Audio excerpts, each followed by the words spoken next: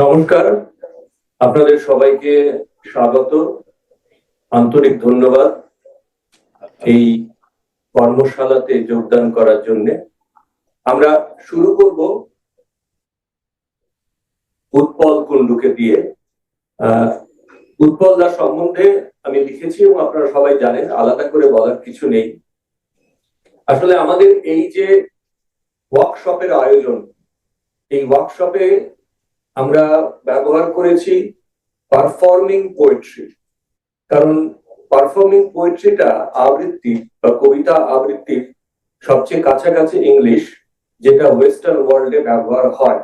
আমরা যেমন রেসিটেশন বলি, সেই রেসিটেশন কথাটা বিদেশে প্রচারিত নয়। বিদেশে পারফরমেন্স পোয়েট্রি, যে কবিতাগুলোর আবৃত্তি হয় সেগুলোকে বলে পারফরমেন্স পোয়েট্রি, আর যেগুলো আবৃত্তি বিষয়টা সেটাকে বলা হয় পারফর্মিং পোয়েট্রি। সেই জন্য আমরা পারফর্মিং পোয়েট্রি কথাটা ব্যবহার করেছি।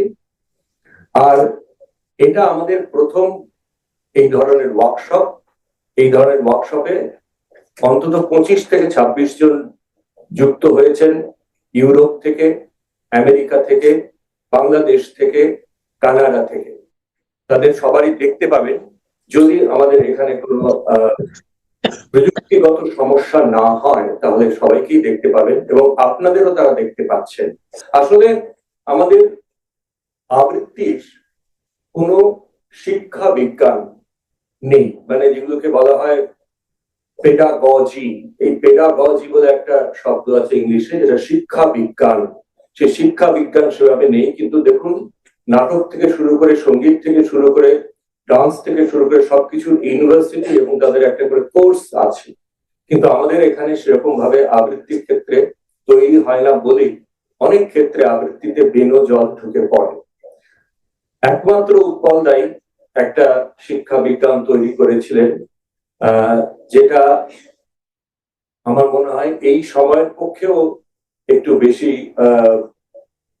আগে হয়ে গেছে। পরবর্তীকালে যারা আবৃত্তি শিখবেন এবং আবৃত্তি শেখাবেন, তারা কিন্তু সেই শিক্ষা বিজ্ঞানের মধ্যে দিয়ে গেলে অনেক ভালোভাবে একটা মেথডের মধ্যে গিয়ে আবৃত্তি শেখা বা বাচনিক শিল্পের সমস্ত দিকগুলো শেখা যাবে। এখন উৎপল কুণ্ডু, বিষয় হচ্ছে, বিষয় নয়, কবিতার আবৃত্তি কিভাবে হবে। নমস্কার। প্রথমেই আমি যারা এখানে উপস্থিত আছেন এবং যারা অনলাইনে শুনছেন, দেখছেন, তাদের সকলকে আমার আন্তরিক প্রীতি, শুভেচ্ছা এবং শ্রদ্ধা জানাই। আর শোভনকে এবং ওর এই একাডেমি অফ পারফর্মিং পোয়েট্রি, এদের আমার কৃতজ্ঞতা জানাই যে আজ আপনাদের সঙ্গে আমি মিলিত হতে পারলাম, তাদেরই উদ্যোগে। আমি বিগত 4-4.5 বছর কোনো কর্মশালায় অংশ নিইনি। তার মধ্যে তো অনেকদিন করোনার মধ্যেই কেটেছে, আর আগে থেকে নিচ্ছিলাম না। করোনার পরেও আমি অংশ নিচ্ছি না, তার একটা কারণ হলো যে এখন আমি খুব বেশিক্ষণ একটানা কথা বলতে পারি না, অবসন্ন বোধ করি। এটা করোনায় হয়েছে আর কি। তো অনেকদিন বাদে আজকে একটা সুযোগ পেয়েছি আপনাদের সঙ্গে মিলিত হওয়ার।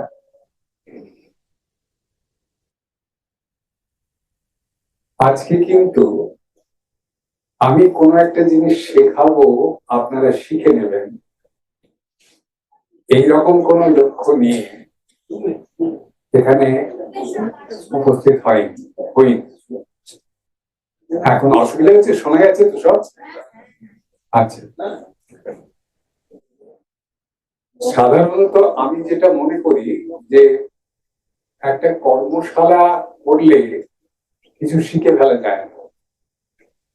কর্মশালায় এলে কেবল এটুকু জানা যায় যে শেখবার কি কি আছে। আমি বরাবরই কর্মশালা করার সময় এই কথাটা বলে এসেছি যে কেউ ভেবে নেবেন না যে একটা কিছু শেখাবে। কি কি কি শেখা যায়, কিভাবে শেখা যায়, সেইগুলো হয়তো জানা যায় কর্মশালায় এসে। আজকে সেটাও হয়তো সেভাবে হবে না। তার কারণ হচ্ছে যে আজকে আমি কেবলমাত্র আমার কিছু ভাবনা আপনাদের কাছে জানাবো। এই যে এখন কর্মশালা আয়োজিত হচ্ছে, এখনো সাধারণত কতগুলো বিষয় ধরে ধরে আলোচনা হয়। সকলেই সেগুলো একটা বাঁধা গতের মতো জানেন। কোথাও স্বর নিয়ে হয়, কোথাও ছন্দ নিয়ে হয়, কোথাও উচ্চারণ নিয়ে হয়। আমার কাছেও প্রস্তাব এসেছিল যে উচ্চারণ, ব্যঞ্জনা এবং অভিব্যক্তি নিয়ে যদি আমি বলি। আমি কিন্তু বললাম যে ওই বাঁধা ধরা জিনিসগুলো সম্বন্ধে আমি আর বলতে চাই না। কেন চাই না সেটা আপনাদের একটু পরিষ্কার করে বলি, আর আপনাদের জানাইও। হয়তো আপনারা অনেকে লক্ষ্য করেছেন এই যে বিষয়গুলো, যে স্বর কিভাবে চর্চা করতে হবে আবৃত্তিতে, উচ্চারণ কিভাবে চর্চা করতে হবে, আমার কাছ থেকে শুনতে চাইলে এগুলো সবই এখন আমি ইউটিউবে আমার যা বলবার সেগুলো আপলোড করে দিয়েছি, এবং ওখানে ধারাবাহিক আবৃত্তি চর্চা ধাপ 1, ধাপ 2, ধাপ 3 এইভাবে সেইগুলো ছোট ছোট স্লটে আসছে। অনেকে হয়তো লক্ষ্য করেছেন, অনেকে দেখেননি এখনো। যদি আমার কাছ থেকে এইসব জিনিসগুলো শুনবার দরকার হয়, তাহলে আর এরকম সকলে সম্মিলিত হয়ে একটা দিনের জন্য একটা কর্মশালা করার দরকার নেই। কর্মশালায় তো আপনারা ওই জিনিসটা আমার কাছ থেকে একবার মাত্র শুনতে পাবেন, কিন্তু ইউটিউবে যেগুলো তুলে দেওয়া হয়েছে আপনারা দরকার হলে বারবার সেগুলো শুনতে পারবেন, বারবার শুনে সেগুলো অনুশীলন করতে পারবেন। ওখানে অনুশীলনীর মতো করেও কিছু বলে দেওয়া আছে। সেটা একসঙ্গে সবটা এসে যায়নি, একটু একটু করে আসছে। এ পর্যন্ত সম্ভবত 62টা পর্যায় হয়েছে, যার সবটাই এখনো স্বর নিয়েই হচ্ছে। বুঝতে পারছেন যে আবৃত্তিতে স্বর চর্চাটা একটা কর্মশালায় কিছু শিখে ফেলা যাবে না। 62টা পর্যায়ে লাগছে, এখনো শেষ হয়নি স্বর। তাই আমি ওই রকম বাঁধা ধরা কতগুলো জিনিস নিয়ে আলোচনা করতে চাই। এমনিতেই আর কর্মশালা করার আমার খুব আগ্রহ নেই, কারণ আমি প্রায় 300-350 কর্মশালা এর আগে করেছি। আজকে যে এসেছি বা বলতে রাজি হয়েছি, তার একটা কারণ হলো কিছু কথা আমার জমছিল, এবং আমি লক্ষ্য করছিলাম যে চারপাশে যেসব আবৃত্তি শুনি তার মধ্যে পাচ্ছি না সেই কথাগুলো। আমার ভাবনায় এসেছে তো যে এইগুলো পাচ্ছি না, এবং এগুলো পেতে গেলে এই জিনিসগুলো দরকার। এই ভাবনাগুলো আপনাদের কাছে পেশ করছি। আমি মনে করি আপনারা প্রত্যেকেই পরিণত, প্রত্যেকেই আবৃত্তি চর্চার ভেতরে আছেন। কারো কারো নিজস্ব স্কুলও আছে যেখানে তারা শেখান। এই ভাবনাগুলো আপনারা ভাববেন কি ভাববেন না, এটা কিন্তু একদম একটা ওপেন মাইন্ডেড আলোচনা। এই ভাবনাগুলো পেশ করছি, আপনারা সেই ভাবনাগুলো ভাববার প্রয়োজন মনে করলে ভাববেন। যদি মনে করেন এসব ভাববার দরকার নেই, আমরা যা করছি এই রাস্তা ঠিক আছে, তাহলে এগুলো ভাববেন না। আর যদি মনে করেন ভাবার দরকার আছে, তাহলে আপনারা নিজেরাও এগুলো ভাববেন এবং খুঁজবেন। দেখবেন যে তাতে আমাদের আবৃত্তি কিছুটা সমৃদ্ধি লাভ করতে পারে। এই কারণে ভাবনাগুলো আপনাদের কাছে একে একে আমি পেশ করব। আমি বলতে চেয়েছিলাম যে শুধু বিষয় নয়, কবিতার আবৃত্তি হওয়া দরকার।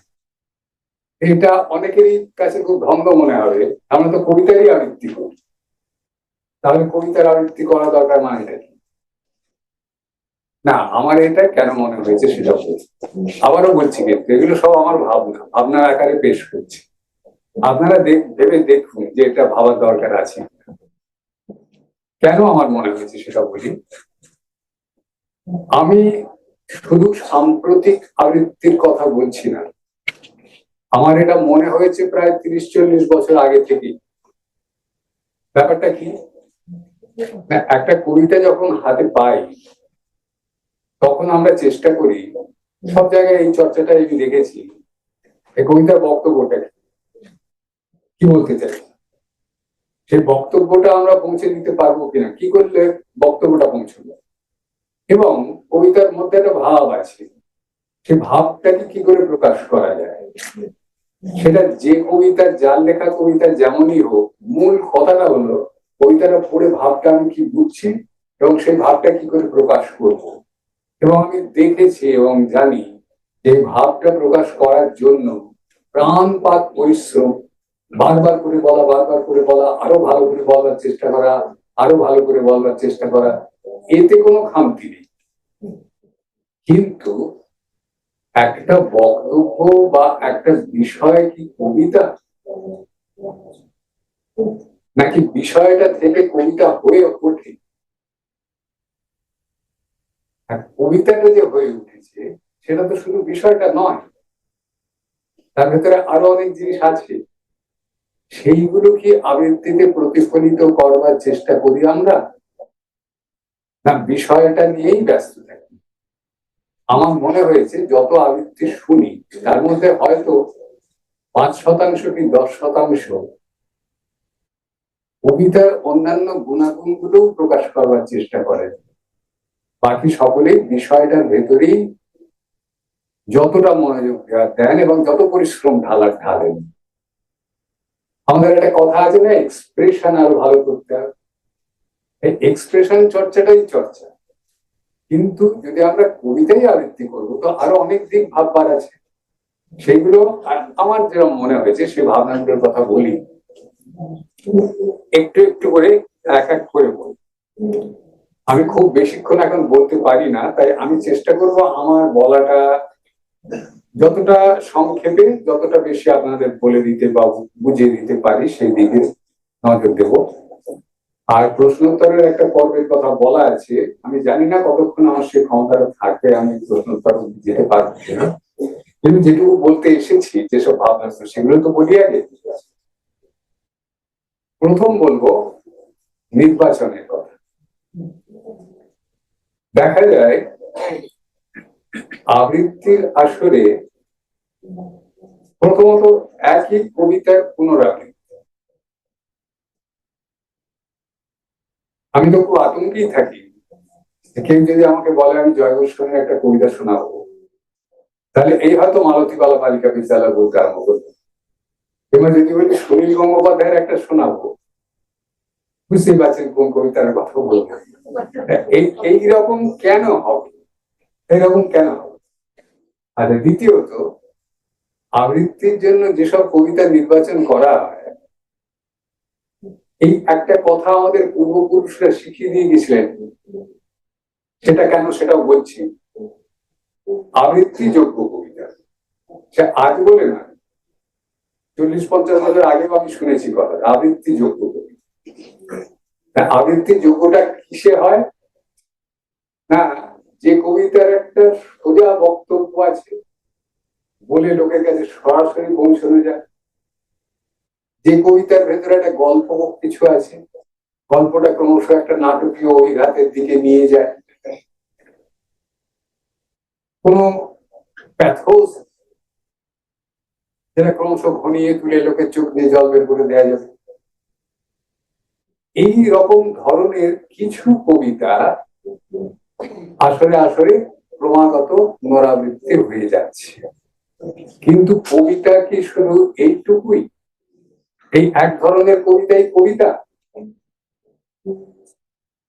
বাংলা কবিতার জগৎ কি বিশাল, কি বিশাল, কোটি কোটি লক্ষ লক্ষ কবিতা, কেউ হাতে দেয় না। আমি বলেছি বিষয় না, কবিতার আবৃত্তি হওয়া দরকার, সেটা আমি বলতে চাইছি। তাহলে আমরা যদি ঠিক করে নিই যে এই কটাই কবিতা, আর বাকি যা তা নয়, তা কবিতাই নয়। আর ওই একটা বিশেষণ যে আবৃত্তি যোগ্য, কেন হয়েছিল বিশেষণটা জানেন? কারণ আমাদের আগে, অনেক আগে যারা আবৃত্তি করতেন তারা সকলেই ছিলেন আসলে অভিনেতা। নাটকের চর্চা, অভিনয় করার চর্চাটাই তাদের প্রধান কাজ ছিল। আবৃত্তিটা উপজাত, আবৃত্তিটাও সে সঙ্গে একটু করতেন। এবং সেক্ষেত্রে তারা তো যাতে যা দিয়ে নাটকীয়তাটা প্রকাশ করা যায় এই ধরনের কবিতাই বাঁচতেন। তারাই সেই জন্য এই বিশেষণটা ঠিক করেছিলেন এই কবিতাগুলো আবৃত্তি যোগ্য, বাকি সব আবৃত্তি যোগ্য নয়। কিন্তু আমি আপনাদের অত্যন্ত নিশ্চিত হয়ে বলছি যে কবিতার আবৃত্তি যোগ্যতা বলে কোনো বিশেষণ হয় না। কবিতা প্রত্ন কবিতা হতে পারে, আধুনিক কবিতা হতে পারে, উত্তরাধুনিক হতে পারে, ইমেজিস্ট হতে পারে, সুরিয়ালিস্ট হতে পারে। কবিতার এগুলো বিশেষণ তার গুণগণাকে ব্যাখ্যা করে। আবৃত্তি যোগ্যতা কোনো কবিতার বিশেষণ নয়। আবৃত্তি যোগ্য হয়ে ওঠে কবিতা আবৃত্তি শিল্পীর যোগ্যতা। কাজে আবৃত্তি যোগ্য শব্দটা কিছু অক্ষম এবং অপরিশ্রমী মানুষের সৃষ্টি, ওটার দ্বারা বিভ্রান্ত হবেন না। যে কোনো কবিতাই যে আবৃত্তি করা যায় সেটা আমার সারা জীবনের আবৃত্তিগুলো যদি আপনারা শোনেন তাহলেই বুঝতে পারবেন। কবিতার জন্য, আবৃত্তির জন্য আলাদা করে কোনো নির্দিষ্ট কবিতার প্রয়োজন হয় না। এবার একটা কথা বলি, এটা এসব আমি নির্বাচন সম্বন্ধে বলছি। আমার একটা পয়েন্ট এখন হয়েছে নির্বাচন, যে দেখুন এত বিশাল কবিতার জগৎ, তাতে কত বৈচিত্র্য, কত কবি, কতজন কত রকম ভাবে লিখছেন। আমরা আবৃত্তি করতে এসে যদি মাত্র গুটি কয়েক কবিতার ভেতরে আবদ্ধ থাকি তাহলে কবিতার আবৃত্তি হচ্ছে কোথায়? আমরা গুটি কয়েকের মধ্যে আবদ্ধ কেন থাকছি? ওই বিষয়, এই বিষয়গুলো আমাদের পক্ষে সুবিধাজনক। তাহলে কি আমরা বিষয় দিয়েই আবৃত্তি করছি না? কবিতা আবৃত্তি হচ্ছে কোথায়? এইখানে আমার একটা কথা মনে হয় যে ধরুন আমরা কোথাও বেড়াতে গেছি, এখানে নিসর্গ আছে, অনেক দেখার জিনিস আছে, হয়তো সমুদ্র বা পাহাড় আছে। তো আমরা সেখানে গিয়ে একটা ভালো হোটেল পেয়ে গেলাম, ভালো খাওয়া দাওয়া, আর জনা কয়েক গেছি একসঙ্গে, বেশ আড্ডা টাড্ডা হচ্ছে, 5-6 দিনের জন্য গেছি। তো আমরা সেখানে খাচ্ছি যাচ্ছি আড্ডা মারছি, কেটে গেল 6 দিন, বাড়ি ফিরে চলে এলাম। না নিসর্গ দেখলাম, না সেখানকার কোনো জিনিস দেখলাম, না পাহাড়ে একটু বেড়াতে গেলাম, না সমুদ্রের ধারে একটু বেড়ালাম। বেশ, আমরা তো ভালো ছুটি কাটিয়ে গেলাম। আমাদের আবৃত্তি করাটা যেন সেই রকম হয়ে যাচ্ছে না। এই বিশাল কাব্য জগতের কোথাও কিছু না, নিসর্গ না, পাহাড় না, সমুদ্র কিছু দেখছি না, আমরা হোটেলে বসে আড্ডা মেরে বাড়ি চলে আসছি। এটা কেন হবে বলে?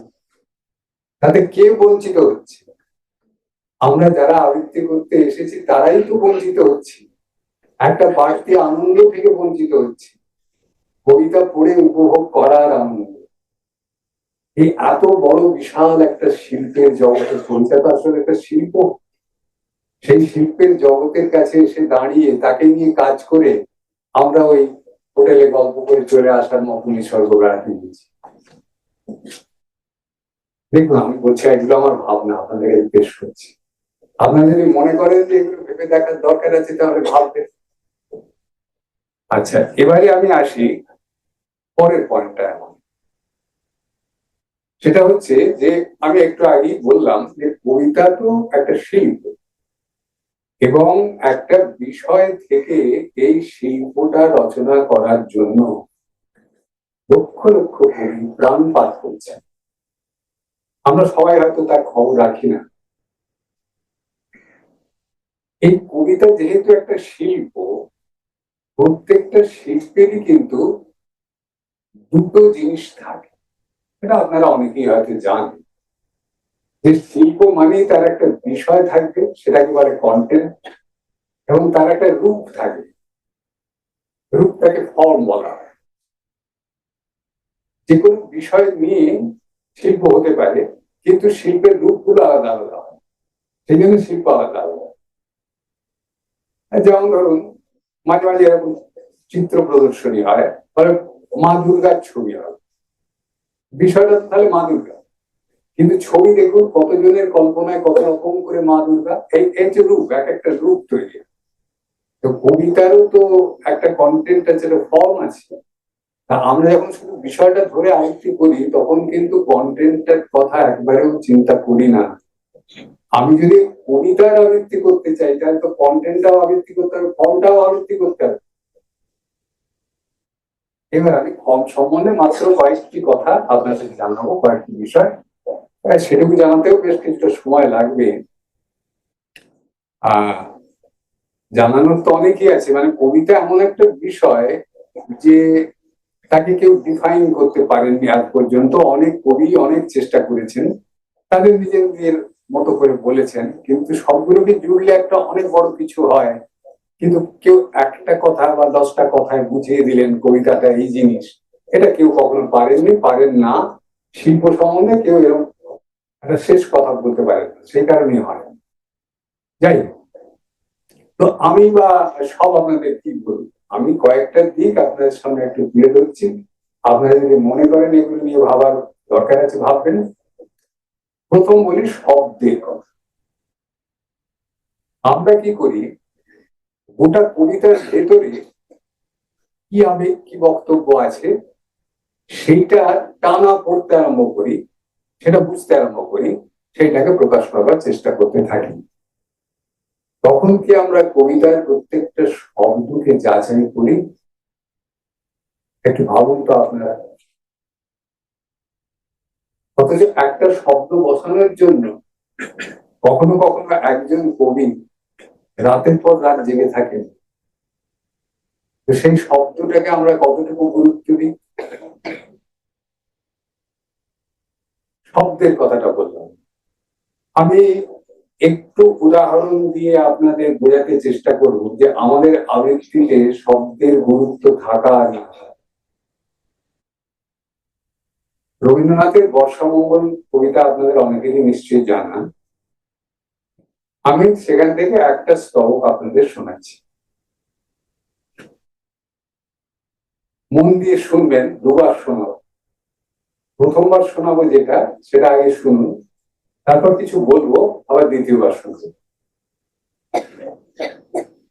ওই আসে ওই অতি ভৈরব হরষে, জলসিঞ্চিত ক্ষিতি সৌরভ রহসে, ঘন গৌরবে নব যৌবনা বর্ষা, শ্যাম গম্ভীর সরসা, গুরুগরে জনে নিপমঞ্জরি শিহরে, শিখি দম্পতি কেকা কল্লোলে বিহরে, দিকে বধুচিত হরসা, ঘন গৌরবে আসে উন্মত বরসা।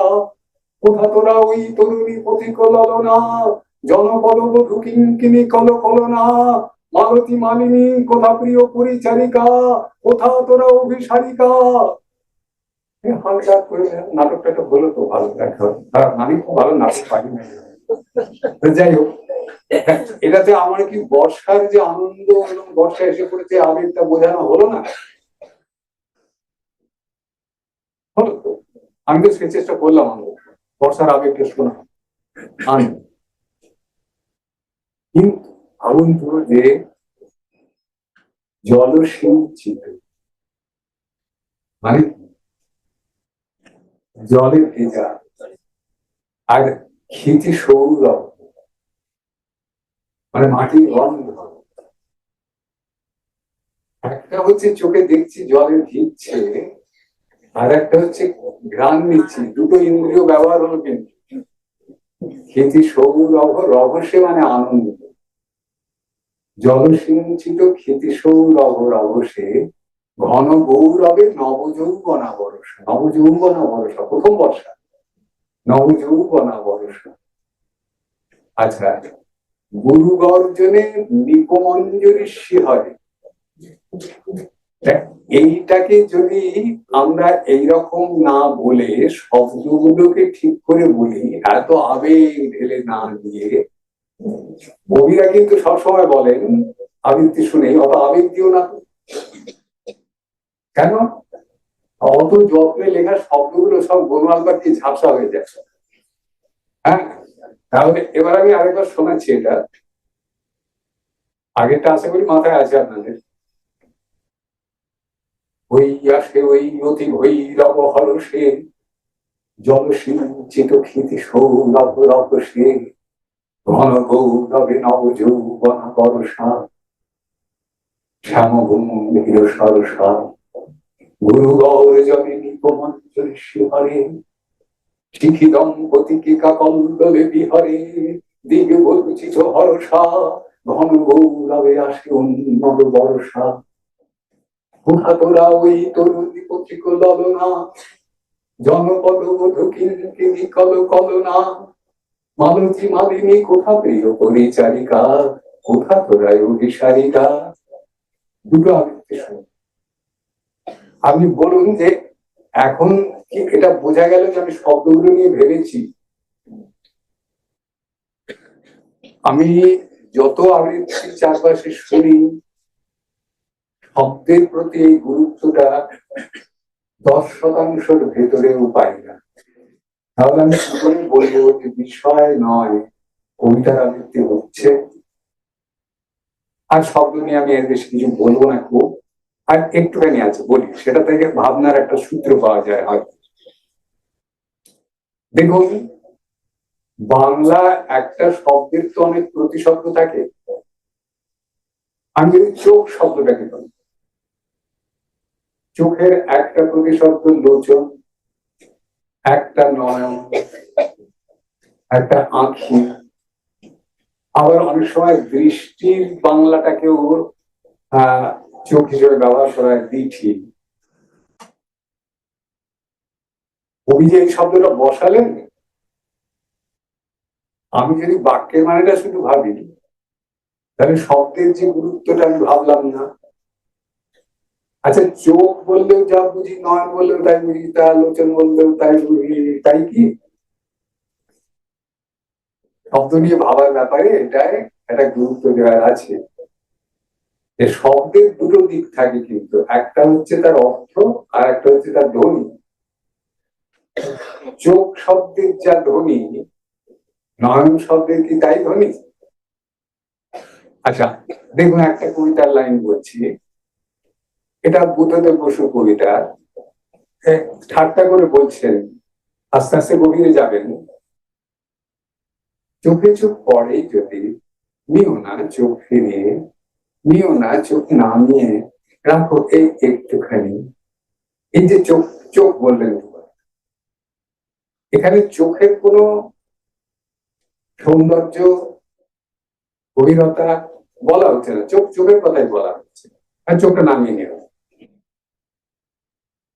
কবি চোখ ব্যবহার করে। আঁখি বললেন না তো, নয়ন বললেন না তো।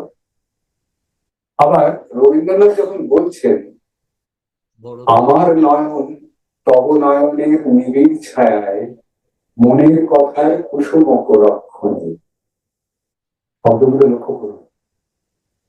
এখানে আমার এ চোখ তোমার চোখের গভীর ছায়ায়, আর আমার নয়ন তব নয়নে নিবিড় ছায়ায়। ধ্বনিটা বুঝতে পারছেন? এই নয়নের ধ্বনি কি ওইখানে এ চোখ বললে হয়? আমরা কি কবিতা এরকম করে পড়ি আবৃত্তি করার জন্য? তাহলে দেখুন, শব্দটার দিকে আমরা নজর দিই না। শব্দটা নিয়ে তো ভাবতে হয়, তবে তো কবিতাটা আবৃত্তি হবে। আমার এটা ভাবনা, আপনারা গ্রহণ করবেন কিনা ঠিক করুন। সবাই পরিণত, হয় পরিণত মনস্ক, অনেকের মধ্যে দিদিমণি বা মাস্টারমশাইও শেখানো। আপনারা ভাবুন, যেটা ভাববেন কি ভাববেন না, যাদের শেখাচ্ছেন তাদের ভাবতে অনুপ্রাণিত করবেন কি করবেন না। আচ্ছা, আবার এখানে আরেকটা জিনিস একটু ছুঁয়ে যাই। দেখুন, যখন বলছেন আমার নয়ন তব নয়নের নিবিড় ছায়ায়, মনের কথার কুসুম খোঁজে। এই যে প্রথম লাইনটা দেখুন, আমার নয়ন তব নয়নের নিবিড় ছায়ায়, এতগুলো দন্তন্য একসঙ্গে ধ্বনিত হচ্ছে। একটা একটা তার ফলে একটা একটা ধ্বনির কিরম আবেশ তৈরি হচ্ছে না। এই ভাষা তত্ত্বের ব্যাপারগুলো যদি আমরা একটু পড়ি তো জানবো যে বাংলা ভাষায় যেসব ধ্বনি আছে ক খ গ ঘ প ফ গ ঘ ইত্যাদি, এর মধ্যে সান্নাসিক ধ্বনিগুলো ন ম ম এগুলো একটা মাধুর্য সৃষ্টি করে। তাহলে আমার নয়ন তব নয়ন নিবিড় ছায়ায় বললে এই ন গুলো মিলিয়ে একটা মাধুর্য সৃষ্টি হচ্ছে। তো মানে চোখের সৌন্দর্যটা মাধুর্যটা নিয়ে আসছে। এই যে নিয়ে আসছে এই ধ্বনি দিয়ে, এই ঘন ঘন নয়ের ধ্বনি, এইরকম যে কোনো একটা ধ্বনি ঘন ঘন থাকলে বাংলায় তাকে একটা অলংকার বলে, অনুপ্রাস অলংকার। এই মরেছে আবার ব্যাকরণ ট্যাকরণ বলতে অলংকার অলংকার বলতে আরম্ভ করলো। হ্যাঁ, এর মধ্যে আবার অলংকার তো অনেক ছিল, উপমা, উৎপ্রেক্ষা, অনুপ্রাস। তো এইসব ব্যাকরণ করতে হবে আবৃত্তি করতে গেলে। আমরা কি পরীক্ষা দেবো, বাংলায় এমএ দেবো? না না, আমি এমএ দেওয়া বা ব্যাকরণ পড়ার কথা একটুও বলছি না। আমি বলছি এই অলংকার গুলো আমরা বুঝতে পারি না বলে আবৃত্তির কতটা ক্ষতি হয়ে যায় বলুন তো। এই ধ্বনিটা আমরা আবৃত্তিতে আনবার চেষ্টাই করছি না, আস্ফালন করছি, চেঁচামেচি করে হই হই করে একবারে আবেগ টাবেগ ঢেলে দিচ্ছি, সব ঢাকা পড়ে যাচ্ছে অভিকৃতিটা। তাহলে আমার কথাটার সারবত্তা আছে যে আমরা বিষয় আবৃত্তি করি, কবিতা আবৃত্তি হয় না। কবিতা আবৃত্তি করতে গেলে কি করতে হবে এই ভাবনাগুলো এরকম করে ভাবি আমি। আচ্ছা, এবারে তাহলে শব্দ দিয়ে কবিতা লেখা হয়। একজন ফরাসি কবি একসময় বলেছিলেন, তিনি অবশ্য অন্য কারণে বলেছিলেন, তিনি এক বিশেষ ধরনের কবিতা লিখতেন বলে, মালারমে বলেছিলেন যে poetry is written like words, not ideas. আমরা ভাব প্রকাশ করি, তো ওই ভাব দিয়ে কবিতা হয় না, কবিতার শব্দ দিয়ে লেখা হয়। শব্দগুলি আমাদের মনোযোগের বাইরে রয়ে গেল, কবিতার কতটা ব্যাপার আমরা পেলাম। আচ্ছা, এরপরে শব্দের পরে আমরা তো আসবো বাক্য। আচ্ছা, বাক্যের তো অনেক রকম করে একটা বাক্য বলা যায়। আমরা কোনটা করি? আমরা যেমন করে কথা বলি, ওই বাক্যটা কি মানে, আমি হলে এই কথাটা কিরকম করে বলতাম, এরকম করে কথাটা বলে দিই। কিন্তু একটা বাক্যকে কত রকম সুরে বলা যায়, কত রকম তার ইন্টোনেশন, এটা কি সবসময় আমরা চিন্তা করি? আর সেই চিন্তাটার সঙ্গে কবিতার যে ধ্বনির প্রবাহ ছিল, সেইখানে ওই কথাটা কিরকম করে বসবে, কোন সুরে বললে ঠিক মতো করে বসবে, এরকম করে কি কবিতার এক একটা বাক্য নিয়ে ভাবা হয়? ওই যে বললাম, সমগ্র ভাবের প্রকাশটা নিয়ে ব্যস্ত থাকি আমরা। তাহলে এটা একটা দিক আছে, সব কবিতা যখন দেখছি খুঁজে খুঁজে দেখবো, শব্দের পরে বাক্যটা দেখলাম। আর একটা দিক বলবো, আমি এই মাত্র এই কটা দিক বলবো, খুব বেশি বলবো না, তারপরে যা প্রশ্ন উত্তর থাকে করে যাক। এটা বোধহয় সকলেই জানে, খুব ছেলেবেলায় যখন বাংলা কিছু পড়তে হয়েছে আমাদের, তখনই জেনেছি যে কবিতায় মিল থাকে। মিলটা কোথায় থাকে? এই শেষে, লাইনের শেষে মিল থাকে, আবার লাইনের মধ্যে মধ্যেও তো মিল থাকে। আমরা যখন আবৃত্তি করি আর ওই খুব ভাবে প্রকাশ করতে চেষ্টা করি, তখন কি মিলগুলোকে রক্ষা করি? কেন অসুবিধা বলে কি না, অত মিল টিল রাখতে গেলে কথাটা ঠিক করে বলা যাবে। আমি এখনো ছন্দ পর্যন্ত যাইনি, যাবো না, কারণ ছন্দ তো জয় বলবেন, আমি বলবো না। মিলটুকুই যদি না রাখা যায়, ছন্দটা রেখে আবার কথাটা বলা যাবে কি করে?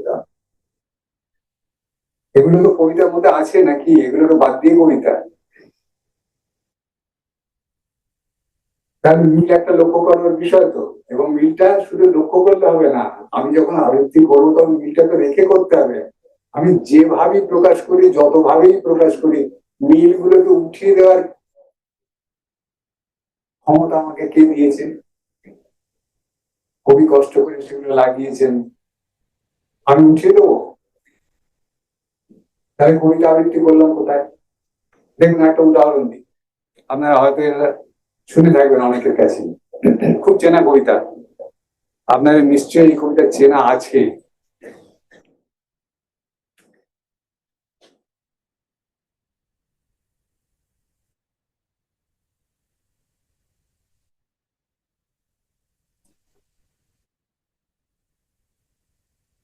বীরেন্দ্রনাথ চক্রবর্তীর কবিতা,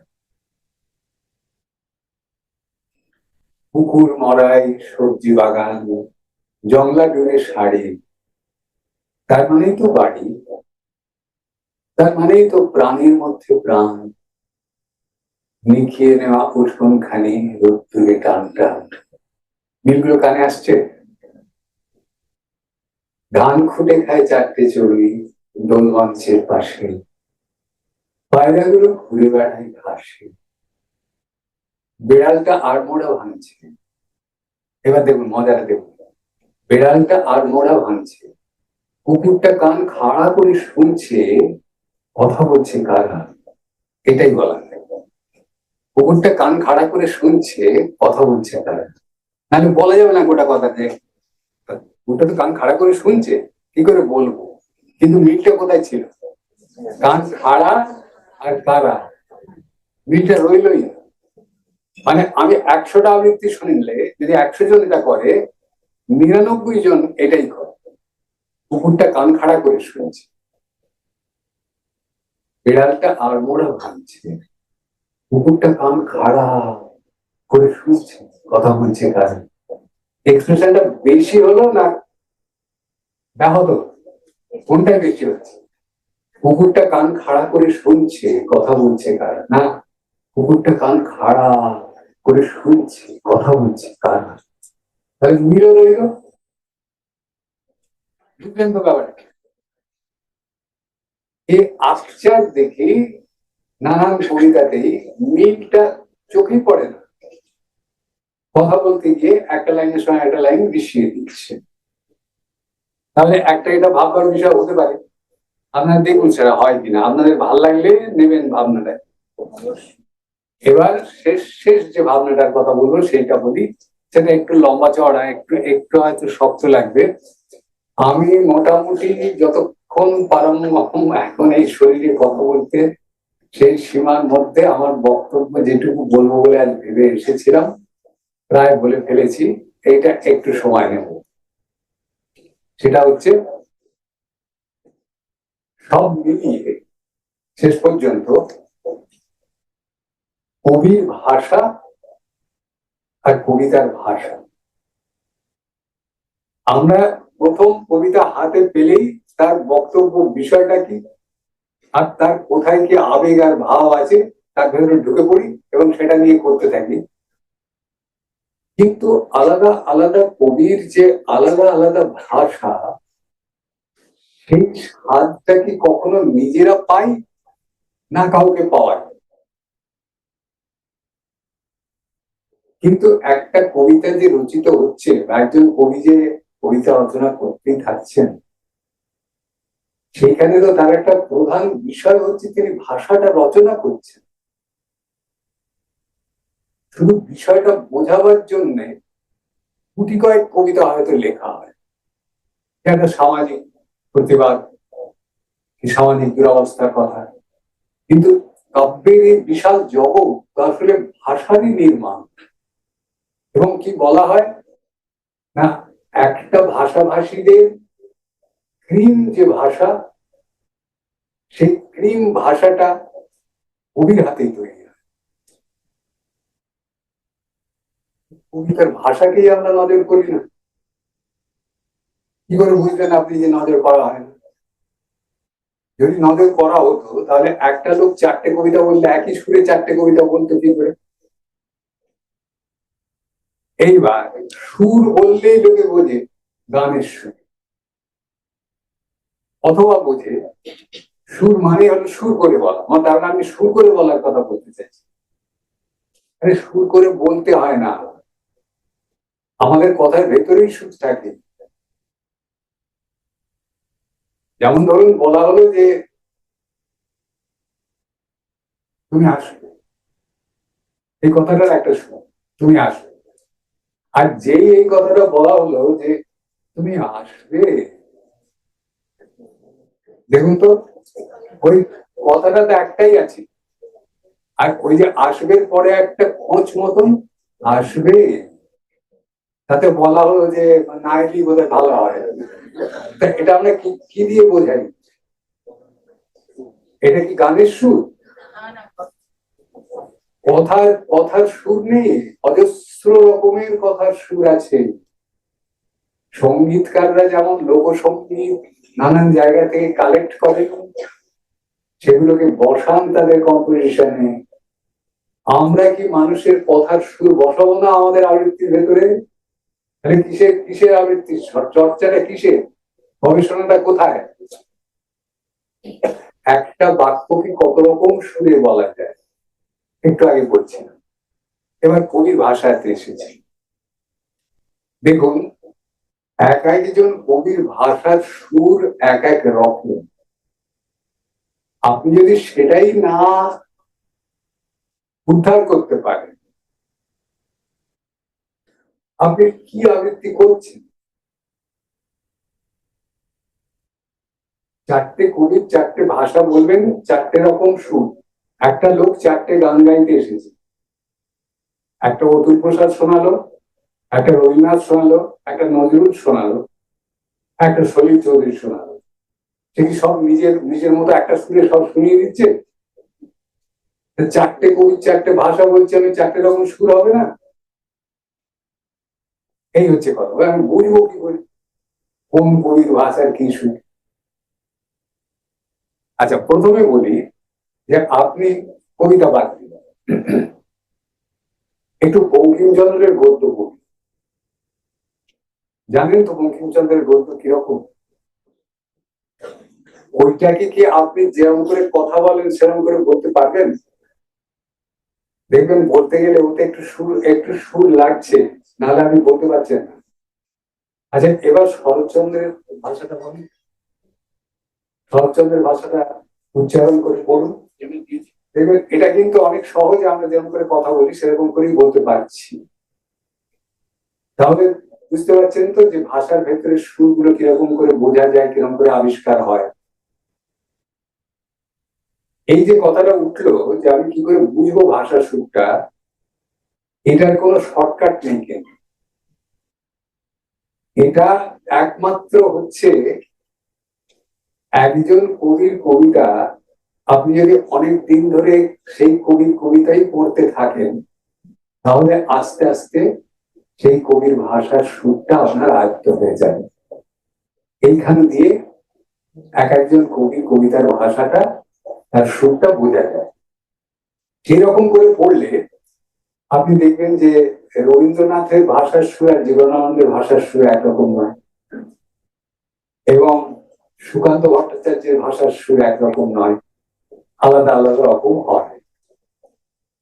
এইখানে আরেকটু শক্ত কথা বলার আছে, সেইটুকু বলি আমি শেষ করি। সমস্যাটা হচ্ছে যে আমরা মানুষ তো, আমাদের বলতে হয়, কবি তো লিখে দেন।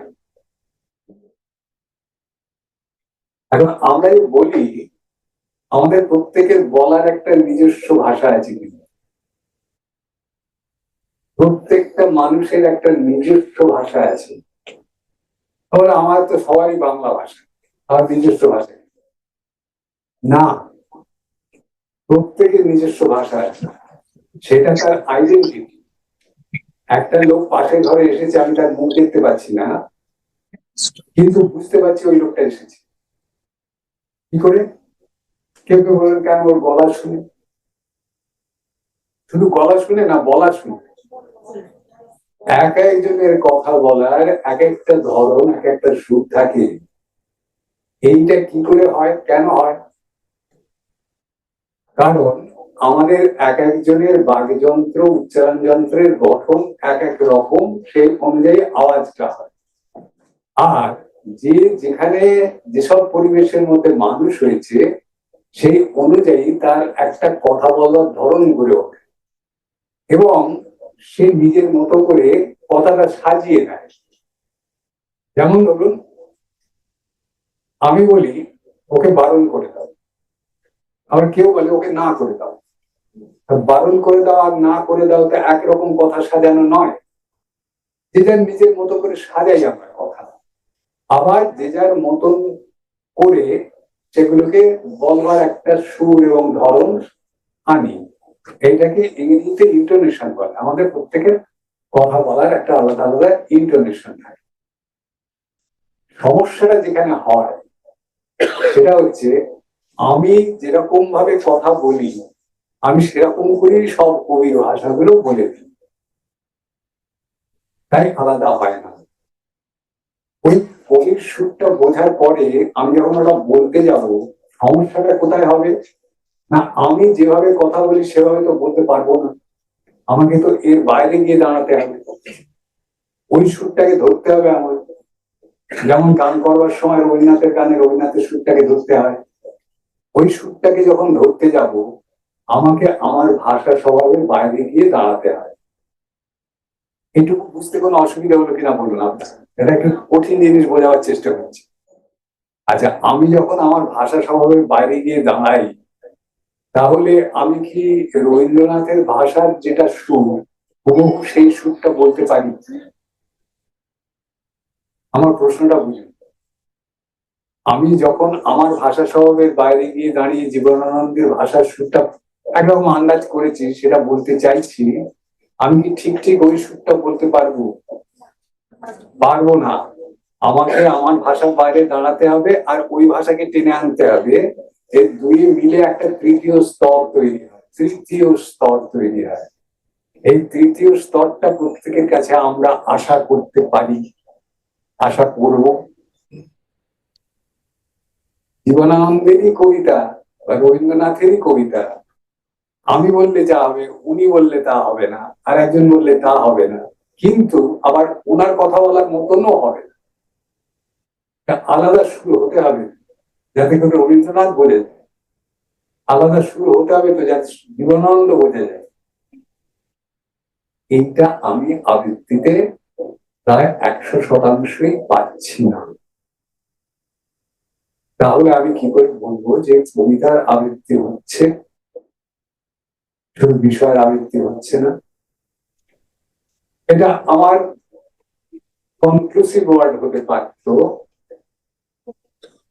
কিন্তু আর একটু সময় নেব। আমি নমুনা হিসেবে পাশাপাশি তিনজন কবি তিনটে কবিতার অংশ আবৃত্তি করে শোনাবো। আমি কিরকম করে কথা বলি, আমার কথা বলার কিরকম ধরন, এতক্ষণ ধরে আপনারা বুঝতে পেরে গেছেন। এবার আমি রবীন্দ্রনাথ শোনে। আচ্ছা, রবীন্দ্রনাথ তো নিজের গলায় কিছু আবৃত্তি করেছিলেন, তার থেকে তো আমরা বুঝতে পারি তার ভাষার সুরটা কিরকম তিনি চেয়েছিলেন।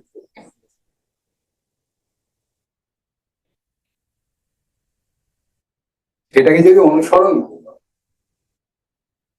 তাহলে তো একরকম হবে, কিন্তু সেটা তো কপি হয়ে যায়।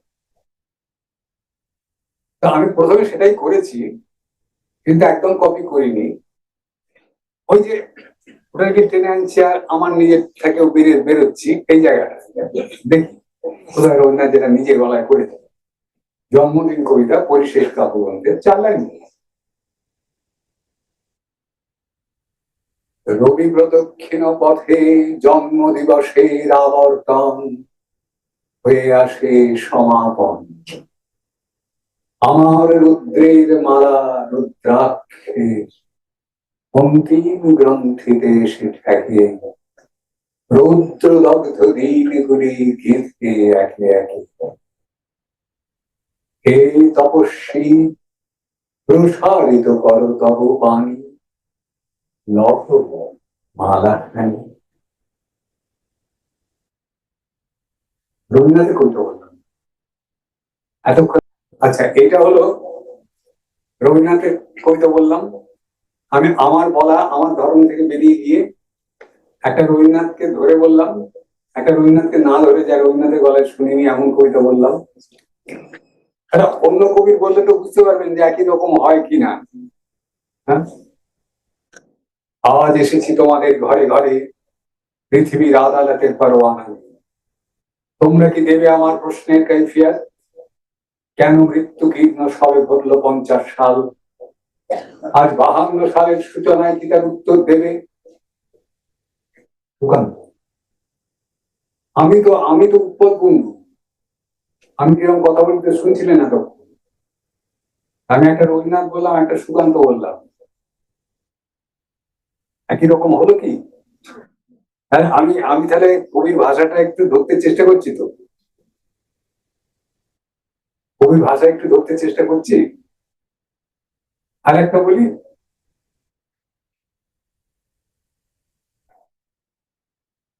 যদিও আবাল্য চোখে দেখে আসছি কম, ইদানিং ডান কানে ইস একদম শুনছি না। দ্রোণাচার্য তুচ্ছ কেনে নেননি ভাগ্যিস, বাল্যে বুড়া আঙুল দক্ষিণা। পারলে তাই দেখাতে ভুলি না, যখন যেখানে যাকে দেখানো দরকার। রবীন্দ্রনাথ, সুকান্ত, আলাদা আলাদা হলো। আর একটা বলি, আর বলবো না, এটা শেষ, আমার একদম কথা শেষ। এটা কি এক ইশারা যেন বলে রেখে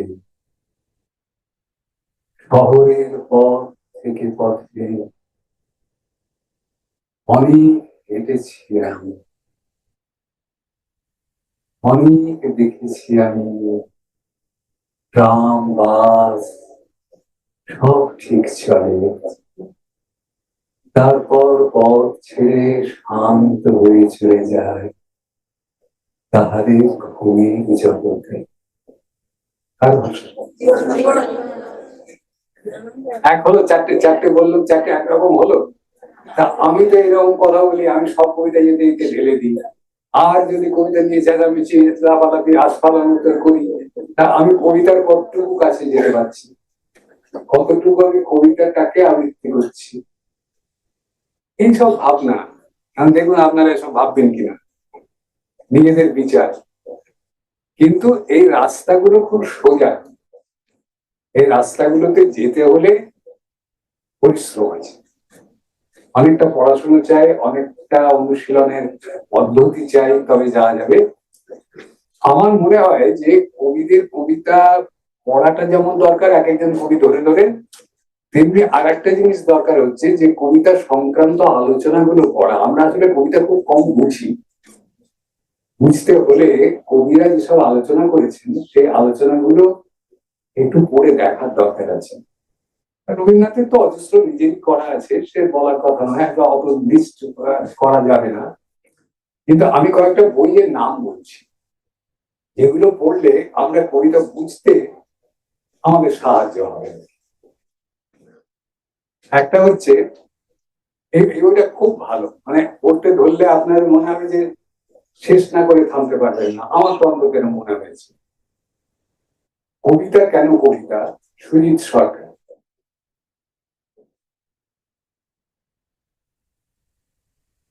এটা সম্ভবত প্রতিভাসের পাবলিকেশন। আমি কিন্তু চটপট বলে যাবো, এত লেখার সময় হবে না।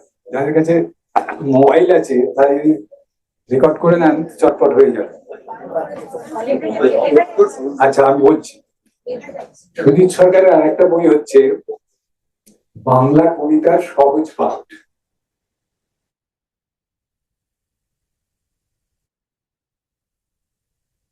এক সময় বুদ্ধদেব বসু তার কবিতা পত্রিকায় সেই সময় যে কবিরা লিখতেন তাদের বইয়ের আলোচনা বের করতেন।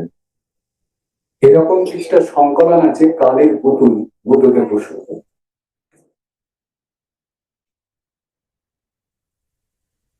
এগুলো খুব সোজা, এগুলো চট করে যে কেউ পড়ে ভালো বুঝতে পারবেন। কিন্তু এই প্রসঙ্গে আরেকটা বইয়ের কথাও বলতে পারি, এটা পড়ে বুঝতে কোনো অসুবিধা হবে না। সেটা হচ্ছে কংসাই বাগান, জয় গোস্বামীর 4 খণ্ডে লেখা। কবিতা নিয়ে কিরকম করে ভাবা যায়, কবিতার মধ্যে কত কিছু থাকে, পড়তে বসলে তখন মনে হবে কই আমরা তো এত ভাবনা পাই না। গোসাই বাগান 4 খণ্ডে আছে। এবার একটু অলঙ্কারিত শক্ত বইয়ের কথা বলছি। এবার একটা হচ্ছে কবিতা পরিচয় নামে একটা সংকলন আছে, কবিতা পরিচয়, অমরেন্দ্র চক্রবর্তী।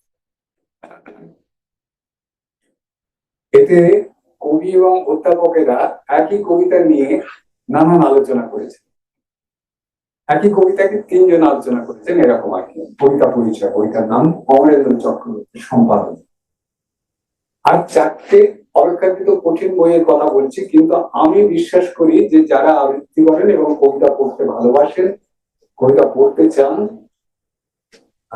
গভীরভাবে বুঝতে চান, তাদের অবশ্য পাঠ্য শঙ্খ ঘোষের 4টে বই, নিঃশব্দের তর্জনী,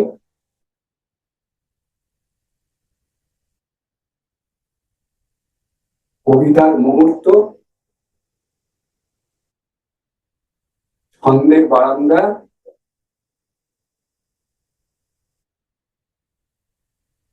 কবির অভিপ্রায়, আর একটা শব্দ আসর। আরেকবার বলছি, নিঃশব্দের তর্জনী, কবিতার মুহূর্ত, ছন্দের বারান্দা, কবির অভিপ্রায়, শব্দ আর সত্য। অজস্র বই আছে যা বিভিন্ন লোকের আলোচনা। পড়ার একবার অভ্যেস করে ফেললে এটা নেশা ধরে যাবে, তখন পড়া যাবে আরো অনেক। আমি মাত্র কয়েকটা কথা বললাম। তো আমার আলোচনা আজকে এই পর্যন্তই। আমি এইটুকুই বলবো বলে এসেছিলাম যে বিষয় নয়, কবিতার দিকে কি করে যাওয়া যাবে। এখন যদি কিছু প্রশ্ন থাকে তার উত্তর দিতে পারি। আপনারা বুঝতেই পারছেন যে আমার বলাটা তত কাজ করছে না এখন।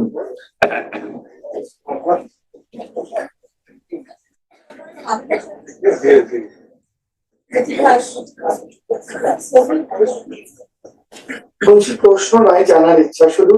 এই শঙ্খ ঘোষ বাবুর যে বইগুলোর নাম বললেন, একটু কোন প্রকাশনাকে প্রকাশিত? এগুলো একটু খোঁজ করতে হবে, একটু পাল্টে যায়। মানে সাধারণত এগুলো দেশ করতে নাকি এখন হয়তো কিছু কিছু আনন্দও করেছে। আচ্ছা আচ্ছা, ঠিক আছে। আমরা তাহলে বইমেলায় একটু দেখতে পাই। বইমেলায় দেখতে পারেন, সবচেয়ে ভালো হবে কলেজ স্ট্রিটে গিয়ে দে বুক স্টোর বা এইসব জায়গায় খোঁজ করলে ওরা আছে নির্দিষ্ট করে বলতে পারে। অসংখ্য ধন্যবাদ। একটু বলেন।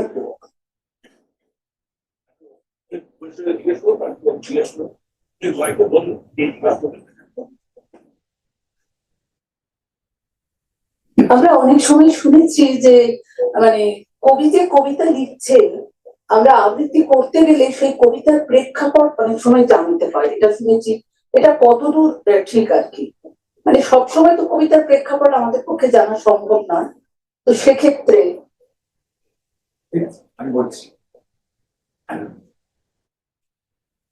প্রথমত আপনার প্রশ্নের মধ্যে একটা উত্তর ছিল যে সবসময় প্রেক্ষাপট জানা সম্ভব হয়। এমনকি রবীন্দ্রনাথেরও সব কবিতার প্রেক্ষাপট জানা সম্ভব নয়। রবীন্দ্রনাথ সম্বন্ধে অনেক বেশি জানা সম্ভব, তাতেও আপনারা বসুন। প্রেক্ষাপট জানার কারণটা কি? কবিতাটা বুঝতে সুবিধা। কবিতার মুহূর্ত যে বইটা বলেছি, ওখানে শঙ্খ ঘোষ নিজের এক একটা কবিতার প্রেক্ষাপট খুব সুন্দর করে আলোচনা করেছে। যখন প্রেক্ষাপট জানা যায় না, তখন আপনি কি করবেন? তখন আপনাকে পড়ে যা বুঝছেন সেটা বুঝতে হবে, আপনার কল্পনা শক্তির ব্যবহার করতে হবে। যে ওইটা যে জরুরি এটা অস্বীকার করতে পারা যাবে না, কিন্তু সবসময় পাওয়া যাবে না। তো এটা খুবই ঠিক কথা। সেক্ষেত্রে নিজের কল্পনা এবং নিজের বোধকেই ব্যবহার করতে হবে, নিজে যেটুকু বুঝছি। কিন্তু এখানে প্রশ্নটা তুললেন যখন, আমি বলি কবিতাটাকে বোঝবার আপ্রাণ চেষ্টা করা দরকার। যেমন করে পারা যায়। কিন্তু তাই বলে যেটা বোঝা হলো সেটাই আবৃত্তি করতে হবে এমন কথা নেই। কারণ আবৃত্তিটা তো আপনি করছেন, আপনি কি হিসেবে ওই কবিতাটা বলবার প্রেরণা পাচ্ছেন সেটাই বড় কথা।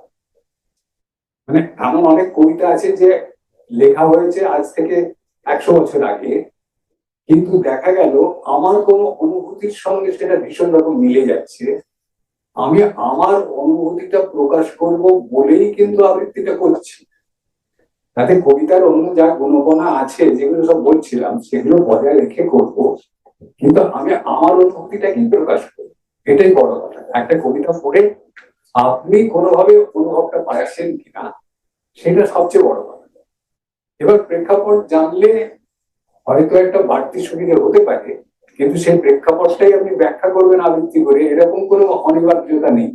তাহলে আবৃত্তিকে আর আলাদা শিল্প বলা যেত না। আবৃত্তি এই কারণেই আলাদা শিল্প যে কবি একটা কিছু ভেবে লিখেছিলেন ঠিক, কিন্তু যিনি আবৃত্তি করছেন তিনি তার অন্য আর একটা দিক খুঁজে পেয়েছেন, অন্য একটা দিগন্ত খুঁজে পেয়েছেন, তিনি সেটা প্রকাশ করতে চাইছেন। যারা তর্ক করেন, কিন্তু আমি বলি তাতে কবিতার তো কোনো ক্ষতি হলো না, বরং কবিতাটা আরো প্রসারিত হলো। একটা প্রশ্ন করা যাবে? আবৃত্তিকারকে কবিতাটা একটা নিজের মতো করে নিশ্চয়ই আপনি প্রশ্ন করবেন। তবে সেই ছবিটা আঁকতে পারেন। সেটা ঠিক, সেটা তো প্রকরণ মানে প্রক্রিয়ার ব্যাপার। আমি আবৃত্তি কিরকম করে করতে হবে সেটা আজকে বলছি না। শোভন, এখান থেকে বোধহয় কেউ প্রশ্ন করতে চাইছেন, তাই না? আপনারা কেউ চাইছেন বোধহয় প্রশ্ন করতে অনলাইনে? যদি একটা প্রশ্ন করা যায়। হ্যাঁ, নিশ্চয়ই প্রশ্ন করবেন। বিষয় হচ্ছে যে একটি কবিতার লাইনের মধ্যে শব্দের কোন শব্দের উপর আমাদের কণ্ঠের প্রবলতা বা জোর দেবো এবং কোন কণ্ঠের কোন শব্দের উপরে কণ্ঠের জোর ঠিক আছে, আমি বুঝতে পেরেছি। এটা আমার বলার ভেতরেই ছিল, কিন্তু আমি বলে উঠতে পারিনি আর কি। প্রশ্নটা খুবই ভালো।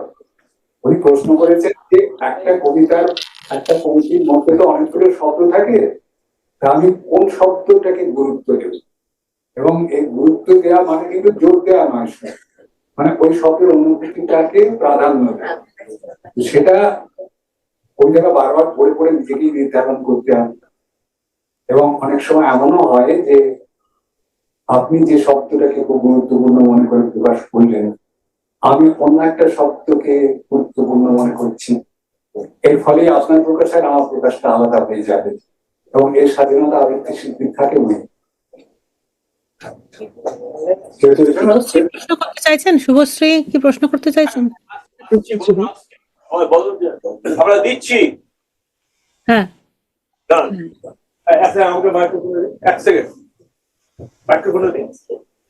এখান থেকে তো উনি কথা বললে এমনি শোনা যাওয়ার কথা। যাই হোক, দাও। হ্যাঁ, তাহলে একটা প্রশ্ন আপনি ওনার পরিচয়টা দিয়ে দিন। শুভশ্রী বলো নিজেই। আমি অ্যাটলান্টায় থাকি, আর অনেক ধন্যবাদ, আজকে খুব উপকৃত হলাম। আমি আপনার ইউটিউব চ্যানেলে দেখেছি উৎপলতা, কিন্তু এত সুন্দর আজকে সামনাসামনি শুনলাম, অনেক কিছু গ্রহণ করার চেষ্টা করব।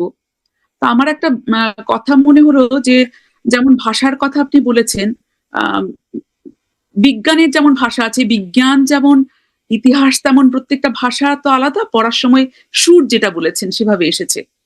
তো আমাদের আগের যারা কবি ছিলেন, যেমন রবীন্দ্র যুগ, একটা সময়কে তারা প্রতিনিধিত্ব করছেন, সেটারও একটা গলা কণ্ঠের মধ্যে, লেখার মধ্যে, সুরের মধ্যে এসে যাচ্ছে। যেমন নজরুলের সময় এক ধরনের সুর, আবার জীবনানন্দের সময় এই যে ডিস্টিংটিভ সুরগুলো আলাদা আলাদা ভাবে তখন যেরকম, বা সুভাষ মুখোপাধ্যায় আপনি বললেন ধরা যেত, আমি কবি জয় গোস্বামীর সুরটাকেও ধরতে পারছি। কিন্তু এখনকার যারা বলছেন, আপনি যদি দু তিনটে এক লাইন করে এখনকার সেটা ধরা হয়তো কি সম্ভব, সুরটা একদম আলাদা ভাবে? আমি বলছি, উত্তর দিচ্ছি। প্রথমত একটা কথা যে এখনকার যারা লিখছেন তাদের অনেক কবিতা একটা জায়গায় করে কি আমরা পড়তে পারছি? আমরা তো যদি টুকরো টুকরো করে পড়ি একটা দুটো দিয়ে কোনো কবিতার সুর কোনো কবির সুর ধরা যায় না। একজন কবির যদি পরপর লেখা পাওয়া যায় তাহলে খানিকটা বুঝতে চেষ্টা করা যেতে পারে। অন্তত আমি তো যতদূর পড়ি তাতে যার একটা কালেক্টেড অবস্থায় পাই, তাতে করে কিন্তু আমার মনে হয় না যে মল্লিকা সেনগুপ্ত আর মন্দাক্রান্ত সেন একই রকম করে লেখে, সুর আলাদা বলেই চিনতে পারি, এইরকম আর কি। পারা যাবে যদি একসঙ্গে কালেক্টেড পাওয়া যায়, তাহলে একটানা ওই কবিতা পড়তে পড়তে তার বলবার ধরনটা, তার ভাষার সুরটা খানিকটা আবিষ্কার করা যাবে বই।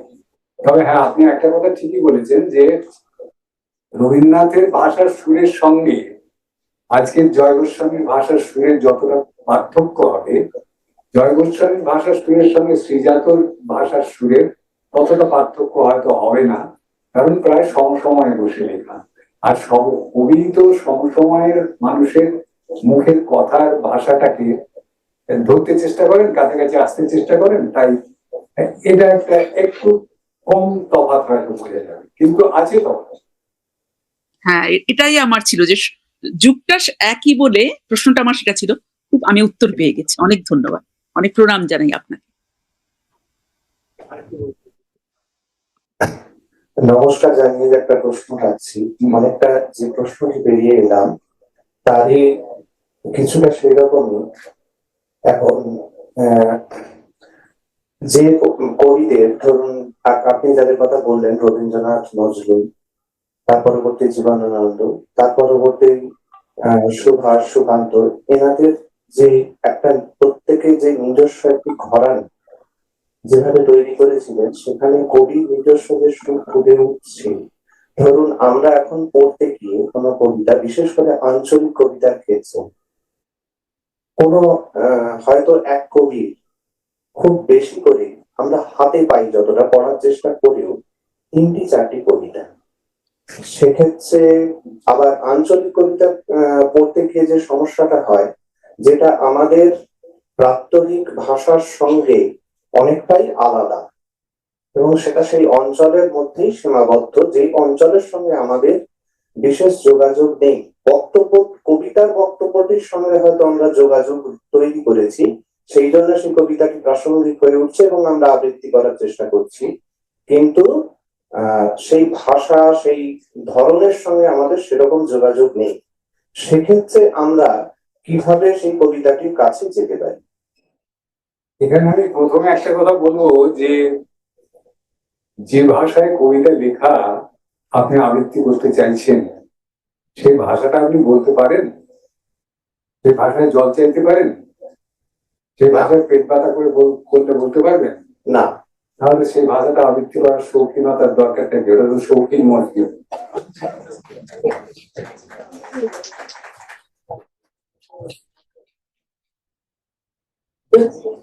প্রথমে প্রণাম জানাই। আপনি একটু আগে যে কথা বললেন যে কোন কবিতা হয়তো আজ থেকে বহুদিন আগে লেখা, কিন্তু আমরা যে সময় তাকে পরিবেশন করব সেই সময় অনুযায়ী তাকে বলা। তো এক্ষেত্রে একটি উদাহরণ আমার মনে আসছে, রবীন্দ্রনাথের সবুজের অভিযান। এই কবিতাটি উনি লিখেছিলেন যখন পারিপার্শ্বিক অবস্থা খুবই উত্তর দ্বিতীয় বিশ্বযুদ্ধের সময় সম্ভবত। তো সেইরকম অবস্থা, সামাজিক পরিবেশ কিন্তু এখনো আমাদের। সেই সময় উনি কিশোরদের আহ্বান জানিয়েছিলেন, তরুণ প্রাণদের। তো এখন যদি আমরা এই কবিতাটি পরিবেশন করতে চাই, তার একটু যদি উদাহরণ পাই। না, ব্যাপার কি, পরিপ্রেক্ষিত পাল্টে গেছে বলে আমাদের অনুভব বা ভাবের প্রকাশটা পাল্টে যেতে পারে, কিন্তু ভাষাটা তো ভাষার মতোই থাকবে। রবীন্দ্রনাথের ভাষাটা তো আমি এখন শ্রীজাত যেরকম করে লেখেন সেরকম ভাষায় বলতে পারবো না, সেটা বলতে গেলে ওই ভাষাটার উপর অবিচার করা হবে। কিন্তু এটা তো বারবারই হয় যে কবিতা, নাটক এসব নানান সময়ে আবার করে ফিরে আসে এবং যে সময় দাঁড়িয়ে সেটা করা হচ্ছে তার পরিপ্রেক্ষিত তার মধ্যে ঢুকে পড়ে। সেটা আমাদের ভাবের প্রকাশ, আবেগ এসবের মধ্যে দিয়েই প্রকাশ পাবে যে আমরা এখনকার সময় বলতে চাচ্ছি। ভাষাটা তো অবিকৃত রাখতেই হবে। রবীন্দ্রনাথের পুরোনো গানও তো আবার নতুন করে হয়, যেমন তোমার সোনার বাংলা আমি তোমায় ভালোবাসি একসময় দেশাত্মবোধক হিসেবে পরিবেশিত হলো, কিন্তু সেটা দেশাত্মবোধক হিসেবে লেখেননি, সেটা কত উদ্দীপনা জুগিয়েছিল আমরা জানি সেই ইতিহাস।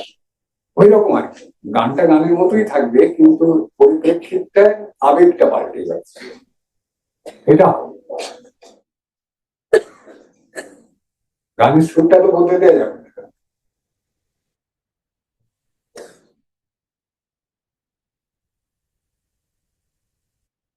Next question. প্রণাম নেবেন স্যার। নির্বাচনের সময় আপনি বললেন যে আমরা কিছু বিষয়ের মধ্যে আমরা খুব আবদ্ধ থাকি, যে এই কবিতাগুলোই আমরা সবসময় শুনে থাকি এবং সেগুলো কোনো প্রতিযোগিতা হলে সেগুলোই আমরা বলে থাকি। তো সেক্ষেত্রে আমি যদি শক্তি চট্টোপাধ্যায়ের রবনী বাড়িয়াছ কবিতাটির কথা বলি, সেটা খুব ছোট, মানে লাইন হিসেবে খুব ছোট একটা কবিতা, কিন্তু সেদিক থেকে রবীন্দ্রনাথের হয়তো অনেক বড় বড় কবিতা রয়েছে, সেগুলো অনেক বড় কবিতা। তো আমি যখন একটা প্রতিযোগিতায় কোনো কবিতা আবৃত্তি করব, সেক্ষেত্রে এরকমটা কি ভাবা মানে যায়, বা ভাবা যে এটা ছোট কবিতা বলে আমি করতে পারবো না, বা বড় কবিতা যদি আমি ভালোভাবে করতে পারি সেটা কবির ভাষা এবং কবিতার ভাষাকে মাথায় রেখে সেটাই বেশি গ্রহণযোগ্য হবে, এরকম এই বিষয়টা একটা ভ্রান্ত ধারণা আমাদের মধ্যে রয়েছে, সেই বিষয়ে যদি কিছু বলেন। আমি ঠিক বুঝলাম না প্রশ্ন।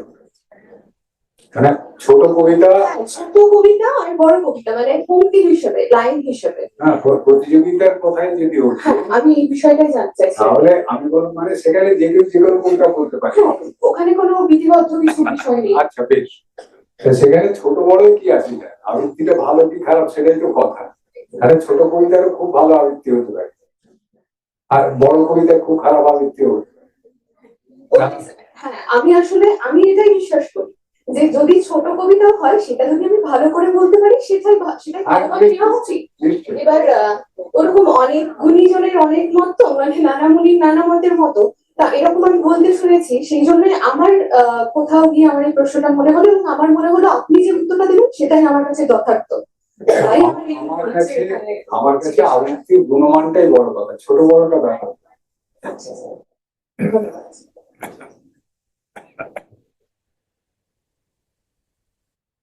বাবু একটা বন্ধ, নেক্সট কেউ আছেন?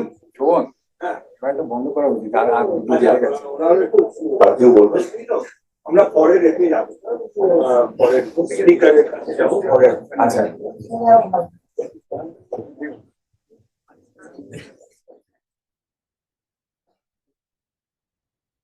কেউ কেউ বলতে চাইছেন?